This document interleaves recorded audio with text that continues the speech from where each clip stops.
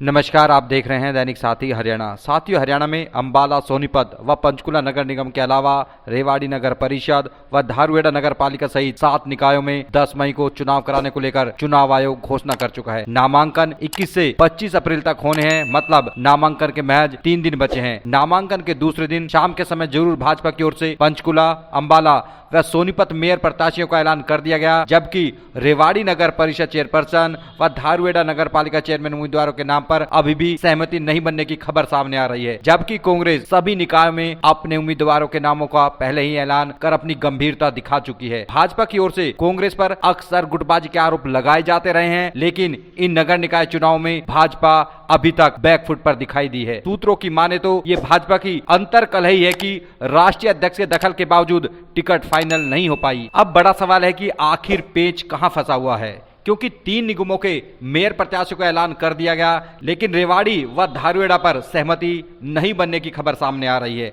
राजनीतिक सूत्रों की माने तो रेवाड़ी नगर परिषद चेयरपर्सन व धारूहेड़ा नगर पालिका की सीट पर मामला अटका हुआ है। लोकसभा हो, विधानसभा या फिर अब नगर निकाय, जब भी टिकट की बारी आती है तो भाजपा के सामने अहिरवाल के दिग्गज नेता राव को दरकिनार करना मुश्किल होता है। सूत्रों की माने तो रेवाड़ी में राव की पसंद पूर्व चेयरपर्सन विनीता पीपल व धारूहेड़ा में अजय जांगड़ा बताए जा रहे हैं। चर्चाएं ये भी हैं कि इन्हीं के नामों पर मोहर लगने की संभावना ज्यादा है। वहीं एक विधायक द्वारा काटीवाल के नाम की जोरदार पैरवी करने की भी चर्चा है, तो संघ व संगठन की ओर से निंबल की पत्नी को टिकट देने की चर्चाएं हैं। सूत्रों का तो यहाँ तक कहना है कि अपनी पसंद के उम्मीदवार को लेकर विधायक जी यहाँ के बड़े नेताजी से भी भिड़ गए, जिससे वो गुस्से में बताए जा रहे हैं।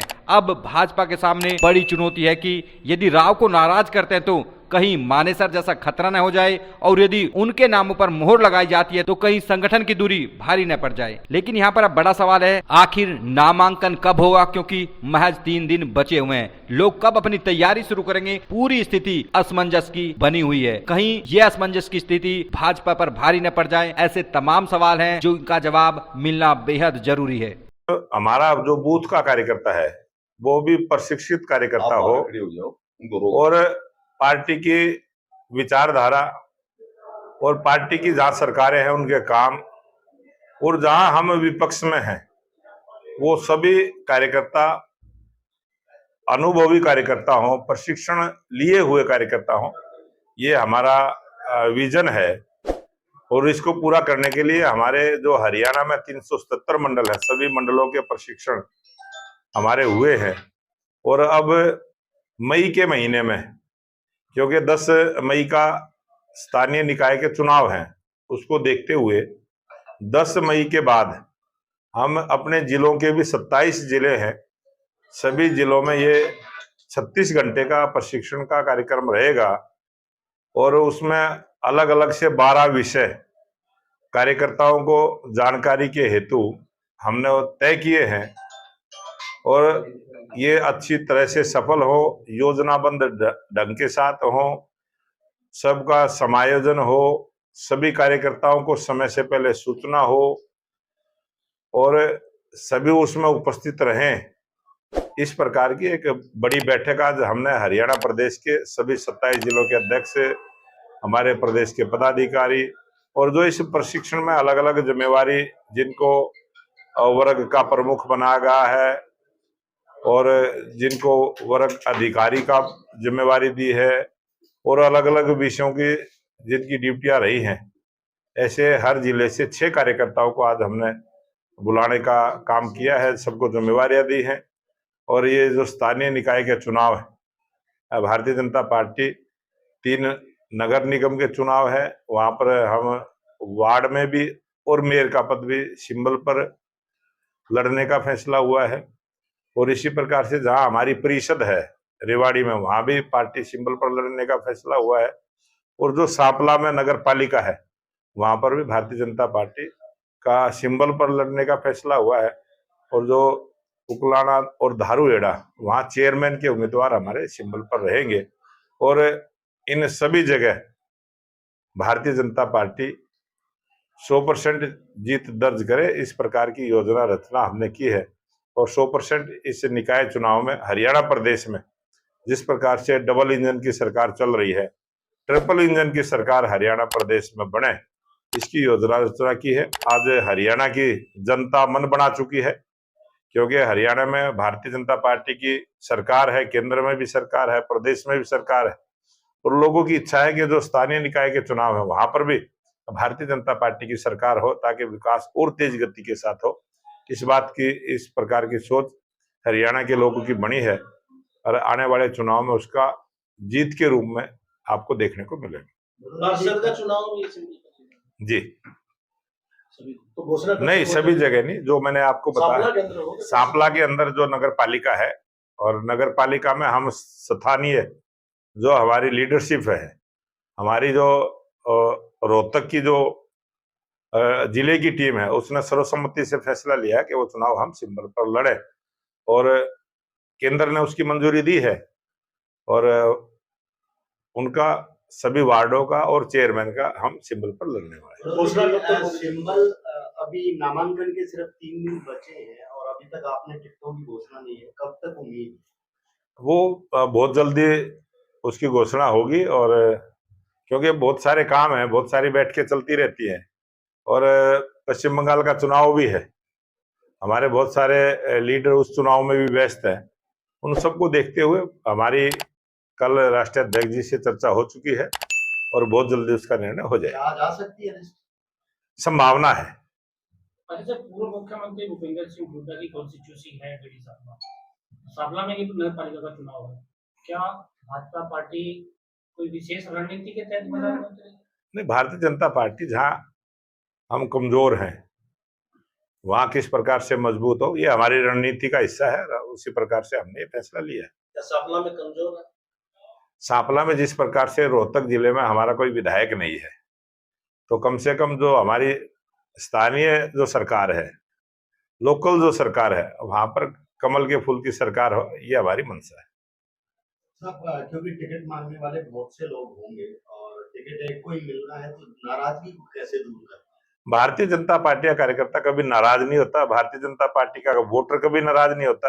भारतीय जनता पार्टी के कार्यकर्ता विचार से जुड़े हुए कार्यकर्ता हैं, और विकास की सोच लेके कि तेज गति के साथ हरियाणा में विकास हो, और जो विकास का रास्ता है वो समाज के अंतिम व्यक्ति के घर तक पहुंचे, और जो समाज का अंतिम व्यक्ति है, जो गरीब कल्याण की योजनाएं हैं, वो गरीब के घर तक पहुंचे, ये हमारे कार्यकर्ताओं की सोच है, उसी पर हम काम करते हैं।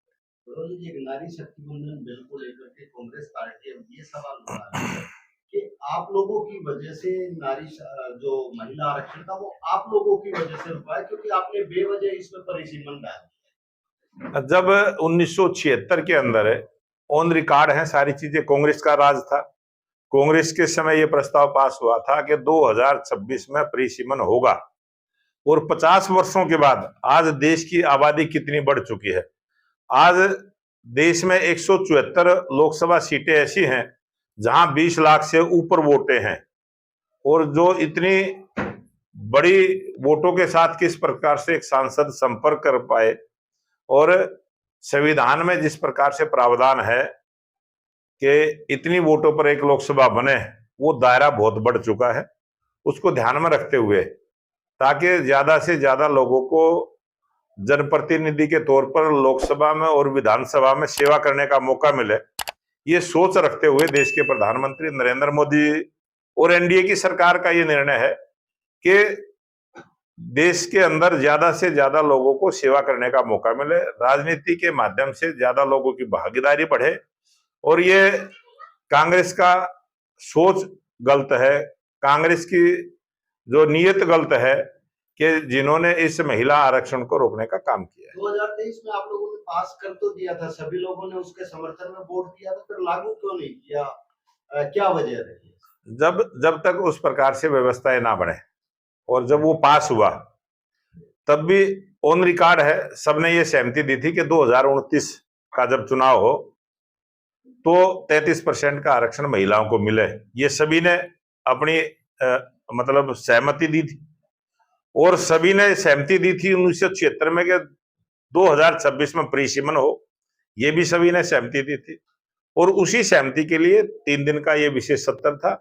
और इसमें कांग्रेस को परेशानी क्या थी? कांग्रेस की मंशा गलत है, क्योंकि 40 वर्षों से जो हमारी बहन बेटियों को जो एक इच्छा थी उनकी, उनकी भावना थी कि हम भी राजनीति के माध्यम से सेवा का कार्य कर सकें, उन सब के रास्ते को रोकने का काम कांग्रेस पार्टी, टीएमसी, डीएमके और समाजवादी पार्टी जैसे दलों ने किया है। और उसके जब भी चुनाव होंगे, किसी भी प्रकार के चुनाव होंगे, महिलाओं का आक्रोश इन सब दलों को झेलना पड़ेगा। कांग्रेस पार्टी प्रेस कॉन्फ्रेंस कर सवाल पूछ रही है आप लोगों से कि भाजपा की नीयत साफ नहीं है, अगर उनकी मंशा होती तो पहले क्या करते हैं? ये बिल अभी लेके आए तब कौन सा उन्होंने साथ दिया है? कांग्रेस पार्टी की यही बात है कि वो झूठ बोलते हैं और फिर भाग जाते हैं। जब लोकसभा के अंदर ये बिल पास होना था, तो अगर देरी हो रही थी तो उनको जल्दी करनी चाहिए थी कि ये देर से लेके आए, हम इसको पास करवा रहे हैं, ये उनका फर्ज बनता था। वो जो झूठ बोलते हैं, आरोप लगाते हैं, देश की जनता को सब पता है, देश की जनता जानती है कि ये बिल रोकने का काम जो Samajwadi party, Congress party, TMC, DMK जैसे दलों ने किया है, और ये देश की जनता अच्छे से जानती है। भूपेंद्र सिंह हुड्डा तो यहाँ पे कहा कि कशिया ने बिजली खंभा नोचे। वो कुछ भी कह सकते हैं, अब वो नाच न जाने आंगन टेढ़ा, और जिस प्रकार से कांग्रेस पार्टी का आचरण है, किस प्रकार से वो राजनीति करना चाहते हैं, और जिस प्रकार से उनके नेताओं के अलग अलग बयान आते हैं, और जब वो बिल गिर जाता है तो तभी राहुल गांधी का बयान आता है, उसी टाइम संसद के अंदर हम तो इमीडिएट कराना चाहते हैं। झूठ बोलने का काम करते हैं, गुमराह करने का प्रयास। सिंह हुड्डा ने प्रेस कॉन्फ्रेंस किया था थोड़ी देर पहले, उन्होंने कहा कि 2011 का जो सेंसस था 545 सीट के हिसाब से अगर आप 33% रिजर्वेशन की व्यवस्था करते हैं तो कांग्रेस पार्टी रेडी है उसके लिए। सीटें तो बढ़नी है, परिसीमन होना है, संविधान में है, उसको कोई रोक नहीं सकता। 2026 के अंदर परिसीमन होगा, उसको कोई रोक नहीं सकता। और 2029 के अंदर जब चुनाव होगा, उस समय कितनी सीटें होंगी, उसको ध्यान में रखते हुए 33% के आरक्षण की ये व्यवस्था करने का काम। मुझे क्या लगता है 12 साल के कार्यकाल में पहली दफा ऐसा हुआ कितना इंपॉर्टेंट बिल आप लोग पास होते हैं, क्या सेटबैक के तौर पर देखते हैं? ये विपक्ष की जो जिम्मेवारी थी, विपक्ष ने अपनी जिम्मेवारी निभाने का काम नहीं किया है, और ये सबके लिए था। उन सभी दलों की में महिलाएं राजनीति करती है, सभी पार्टियों में महिलाएं काम करती है, और देश की आधी आबादी महिलाओं की है। आधी आबादी का हक रोकने का काम कांग्रेस पार्टी, टीएमसी, डीएमके और समाजवादी पार्टी जैसे दलों ने किया है, और इसका परिणाम देखने को आगे मिलेगा। कांग्रेस पार्टी का कहना दरअसल ये भी है कि भाजपा के लोग बता दें उन्होंने महिलाओं को कितना प्रमोट किया, कितने मुख्यमंत्री बना। महिलाओं ने आप दिल्ली में देख सकते हैं कितनी हमारे उप मुख्यमंत्री हैं। देश की राष्ट्रपति महिला है, आदिवासी महिला है, कांग्रेस ने तो कभी नहीं बना। और भारतीय जनता पार्टी ऐसी है जिन्होंने महिलाओं का सम्मान किया। लखपति दीदी योजना की बात हो, चाहे महिला सशक्तिकरण के लिए बीमा सखी योजना की बात हो, बेटी बचाओ बेटी पढ़ाओ अभियान हो, और सबसे बड़ा काम पंचायतों में 50% का आरक्षण भारतीय जनता पार्टी की सरकार ने दिया, कांग्रेस ने कभी नहीं दिया। 33% का नगर निकाय के अंदर आरक्षण देने का काम महिलाओं को किया तो भारतीय जनता पार्टी की सरकार ने किया। कांग्रेस ने हर बारी जब भी हमने महिलाओं को अधिकार देने की कोशिश की है, उन्होंने विरोध किया है, और भारतीय जनता पार्टी ने उनको देने का काम किया है। और मैं चैलेंज के साथ कहता हूं कि 2029 में ये 33% का आरक्षण भारतीय जनता पार्टी की सरकार, देश के प्रधानमंत्री नरेंद्र मोदी जी महिलाओं को ये जरूर देंगे, और आने वाले समय में इसको पास करवाने का काम करेंगे। महिलाओं को अधिकार देने से डरते हैं क्या कांग्रेस के लोग की मानसिकता इस प्रकार की है, उनकी सोच इस प्रकार की है कि जब भी भारतीय जनता पार्टी की, एनडीए की सरकार कोई नया बेनिफिट किसी को देने के लिए, किसी भी वर्ग को कोई नया बेनिफिट देने के लिए जब भी कोई बिल लेके आते हैं, उसका विरोध करते हैं। हरियाणा विधानसभा एक दिन का 70 है सर, इस तरह से देखते हैं वो एक दिन का जो 70 रहेगा, और वो भी विशेष रहेगा, और उसमें भी आपको कुछ ना कुछ देखने को मिलेगा। निंदा प्रस्ताव की तैयारी हो रही है? वो तो जब 70 होगा, जब उसमें जो कुछ भी होगा, और वो सब सरकार का काम है, सरकार उसमें बताएगी।